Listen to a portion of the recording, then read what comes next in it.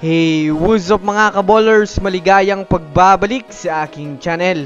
At pag-usapan natin ang balitang wow, Lauri Markkanen sa Golden State Warriors approved na ng Utah Jazz.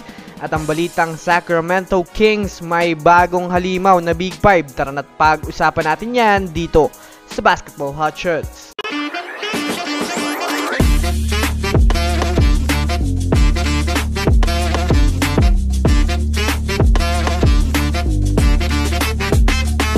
Una nga muna tayong dumako mga kaballers sa balita patungkol sa kupunan ng Sacramento Kings. Well, kagaya nga po mga kaballers ng ilang mga teams, isa rin nga ang Sacramento Kings sa mga nagpapalakas na kupunan para sa susunod na season. Well, kung susumadahin nyo natin mga kaballers, napakabigat na nga po na team itong Sacramento Kings. Ngunit ngayon nga po mga kaballers, ay mas lumakas pa ito matapos pumirma na nga po ng panibagong kontrata itong si DeMar DeRozan sa halagang $76 million sa loob lamang ng 3 taon. Kaya kasabay na rin nga po niyan mga kaballers ang pagpunta ni Harrison Barnes at Chris Duarte sa kupunan ng San Antonio Spurs. Kaya kung susumadahin natin mga kaballers, napakalakas nga po ng mabubuong starting lineup ng Sacramento Kings.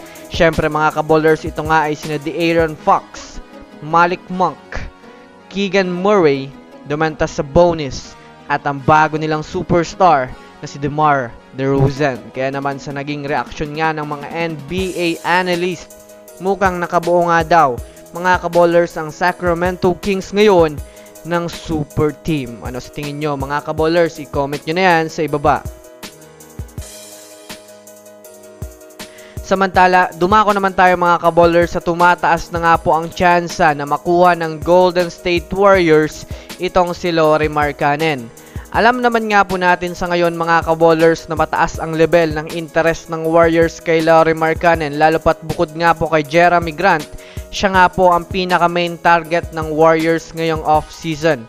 Sa kasalukuyan nga po mga kaballers ay mayroon nang offer ang Warriors ngayon sa Utah Jazz, pero ayon nga po sa inilabas na impormasyon ng NBA insider na si Tim Kawakami, maaari nga pong pumayag na ang Jazz sa kanilang offer ay kung sakaling sasamahan nga po ng Warriors ito ng star caliber na player nila ngayon, kagaya na lamang ni Jonathan Kuminga o itong si Andrew Wiggins. Kaya kung susumadahin natin mga kaballers, nasa proseso na nga po ngayon ang kanilang transaksyon kung sakaling papayag na nga ba ang Jazz sa offer ng Warriors o magde-demand pa sila ng player para ibigay nila itong si Lauri Markkanen. Abangan natin ito mga kaballers. So that's it for today's video mga kaballers. Yan lang ang ating pag-uusapan sa ngayon. Pindutin ang subscribe and hit nyo na rin ang notification bell para sa mga susunod na updates sa mundo ng basketball. Again, this is Basketball Hotshots.